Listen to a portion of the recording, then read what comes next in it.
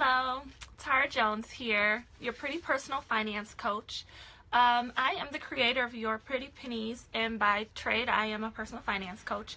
I assist women in becoming financially stable so they can build wealth and afford their desired lifestyle. So the other day, I was reading a magazine, and it says 63% of Americans, it said Americans, but I'm sure this applies all over, 63% of Americans do not have enough in savings to cover a $500 emergency. So 63% is a large number. That's well over half, and I was like, wow, that's pretty alarming. So as a financial coach, I often teach my clients one of the first things that they need to do is build emergency funds. So today I took a few notes, and I just wanted to discuss this because that article really stuck out to me. And again, it was on Forbes.com if you wanted to read it. I just want to start off by clarifying what is a financial emergency, or what is an emergency fund and why you need one. So what an emergency fund is, it's just a savings account that holds the money that you can use whenever a financial emergency arises. And I think a lot of people, as they move through life and they're dealing with their money, they kind of hope and wish that no financial mishaps will ever happen. And that's just simply untrue. 9 times out of 10, you are going to have a financial emergency, so it's very wise to plan for it. So whenever you do create your emergency fund and keep money in that savings account, you are planning to allow that money to help absorb any financial emergencies that arise, so it won't harm your budget that you're on right now, and also any financial goals you are achieving. When I was becoming financially stable, a little bit of background about me if you don't know who I am. I've been a financial coach for about the last 5 years, built my business for the last year and a half. And before I became a financial coach after I graduated college, I was a single mom, and I dug my own self out of the financial trenches, and it was tough. And building an emergency fund in the beginning is, a little hard, but if you have the right mindset, it's attainable. And so always having that money set aside for financial emergencies is so key, especially, like I said, I was in college, I was a full-time mom, I was a single mom, like something always came up. I needed a root canal because I grinded my teeth and I broke a tooth. I had that happen a couple times, actually. My daughter had to get tubes put in her ears, and I had a copay. Car trouble, things like that. Just imagine if I had to stop my budget or stop trying to attain financial freedom just to pay for these small little emergencies, how long it would have taken me to achieve whatever I was trying to achieve. So that's one thing I always tell my clients is plan for success. Do not set yourself up for failure. And not having an emergency fund is setting yourself up for failure. So let's talk about a major key. If you value financial freedom like I do, which means you don't have to rely on somebody else's money, you can rely on your own income to pay for your expenses every month. If you value financial freedom, having an emergency fund allows you to get there. So let's say, for example, if you have $3,000 coming in and your expenses equal $3,000 and your car breaks down, or if you have a flat tire, where are you going to get that money to fix your car so you can go to work to make more money? You might have to borrow money. And if you are on a financial plan that's allowing you to pay off debt, but yet you just need to get in debt right now in order to pay, in order to get to work, in order to fix your car, you're going backwards in time. You're starting to accumulate more debt while trying to pay it off. So that's another thing. If you are really trying to work on financial freedom and becoming debt free, you really, really, really need a solid emergency fund to make sure you can keep progressing towards financial freedom and not backtracking. So a question that I always get is, how much should I have in my emergency fund? I always tell individuals who are still in debt to save about $2,000.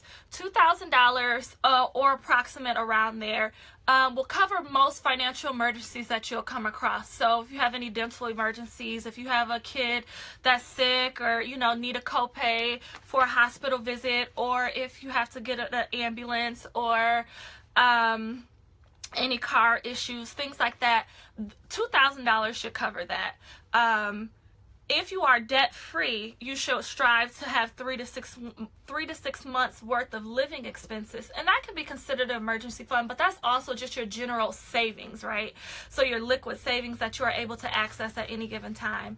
And when you start progressing towards 3 to 6 months worth of living expenses, you can start using that money in there to have for like a vacation. It's just also like your general savings. So while you're in debt, or when you're trying to attain financial stability, which means you might be living check to check, or you're just trying to get your financial footing, having $2,000 is a great start. So if I were you, $2,000 is a great start. If you are debt free and you're like, okay, a financial goal of mine is to start building my savings, 3 to 6 months worth of living expenses. Now, what happens if you need to spend money from your emergency fund? So a lot of people I talk to, they kind of like get discouraged whenever that financial emergency does come about and they do need to go to their savings account to get some money. That is perfectly fine. I think those individuals who are preach with that fluffy chair. Michael, you are so funny. So do not become afraid of spending money. So the whole point, I'm gonna clear this notification that's on my screen. Okay, so the whole point of your emergency fund is to use it in the case of an emergency. So let's say if you were hit with an emergency that was $1,500 and you had $2,000 in your emergency fund savings account, and you're like, oh my goodness, it took me so long, or it took me quite a few hours at work, extra and overtime, to get to my emergency fund this, and now I have to pay $1,500 to get my car out the shop. Like, what am I gonna do? You're gonna pay that $1,500, and then you're going to work back. You're gonna do the steps that you took to get your emergency fund to $2,000 to get it back there. So whenever I notice people who are, how do I want to say this, they struggle with spending money, they usually have a bad relationship with it. And that's another thing. Money is to be spent, right? It's just a financial tool to get what you need to get. That is it. Like, it is not to be hoarded. It is not to be praised. It is not to be held tightly on. Like, that's not what money is for. It's literally supposed to flow in and out your life. That's it. So whenever you have to give money, you need to expect it in return. So as a believer, I'm a woman of God. So as a believer, I believe that you can manage your money with an open fist and trust that God will give you the provision to replenish your emergency fund savings account. I feel like we don't talk about this enough because, again, a lot of people are walking around with a lack mindset, with a closed fist on money, and every little dollar that they earn, they have to save it and they have to hold on to it, and they don't want to, invest in themselves or invest in their homes or invest in their business or invest in anything because they just want to hold on to that money. And that's not what money is for. Literally, you can stop operating in a place of lack and start operating in a place of abundance. Ask God to heal you from that lack mindset, but also believe God that He will send provision each and every day that would allow your income to be restored and allow your accounts and your financial goals to be, accomplished if you do what He tells you to do. So a lot of that, when you hear the law of reciprocity or giving to receive, that's called activating the law of reciprocity in your life. If you are not a giver, things will not come to you naturally and supernaturally. So another thing I've noticed is that those who are struggling with using their money that's in their savings account, is they don't give. They're not a free giver. They're holding on to that money. They're holding it close to them for dear life. And money can't flow to you or from you with a closed fist. So manifesting more money can come in many forms, and if you trust God that He will manifest more money in your life, you have to be open to it. For example, again, let's say if your savings account is on 500, you need to get it back up to 2,000. If somebody is offering childcare for your children so you can make extra money, that is a manifestation of the Lord helping you earn more money. If you have a new side business idea that you can earn more money very quickly, that is another manifestation. You have to be open to new forms of and new ways of increasing your income so you can build your savings account, back quickly. And so a couple more things as I wrap up here. To those who just joined, we're just talking about emergency funds and why 63% of Americans cannot afford a financial emergency. And that's because they're not thinking proactively, they're thinking reactively, and also they're not managing and have a relationship with money that's effective and healthy. So you can watch the replay if you want to catch up everything from the beginning. So just to wrap up here, a few more questions that I constantly get about emergency funds. You can use a standard savings account. You do not need like a fancy money market if you are only saving $2,000. Now, if you have above $3,000, if you're doing the 3 to 6 months worth of living expenses, then you should probably have a money market account, and you'll be able to get both of these at your whatever credit union or bank that you're using right now. So if you're saving less than $2,000 or less, use a standard savings account. Above $2,500, above $3,000, use a money market account. And what a money market account is a savings account, but you get a higher interest rate every month.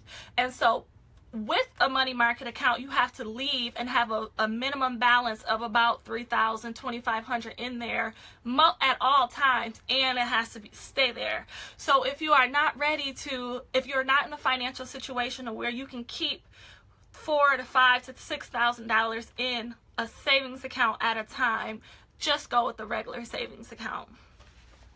And so lastly, one thing I want to talk about is paying yourself first.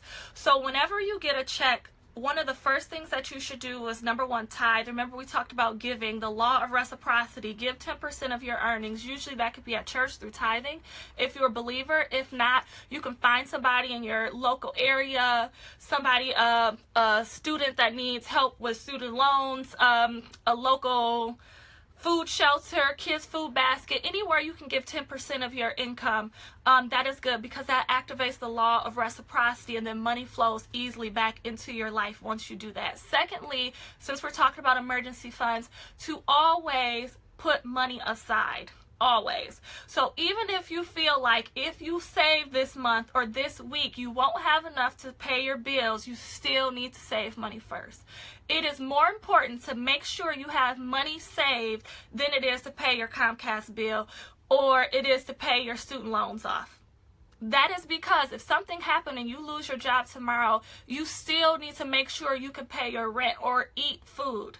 So it is more important each and every time you get paid to save a percentage of that than to just try to dish it all out and send all of your money back out. Okay? So if you are still in debt and you aren't in a financial level that you want to be, where you rely on most of your income, try to put 10% away. So let's say if you get paid $500, try to put $50 away in your emergency fund savings account until you build it up to $2,000.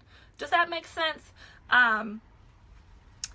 Again, build yourself up for success. Do not just bank on not ever receiving a financial emergency, because 9 times out of 10 you will. So I'm going to wrap this up. Thank you all who joined in and tuned in. This was kind of like a last minute thing. I didn't tell anyone about it. So thank you all who are joining. And yes, do not be one of those 63% who cannot afford a $500 financial emergency. If that is you and you are watching this, build your emergency fund account starting now, starting today, to at least $2,000 and leave it there for a financial emergency. Okay? I'm Tara Jones, your pretty personal finance coach and creator of yourprettypennies.com. And until next time, I'll talk to you later. Bye.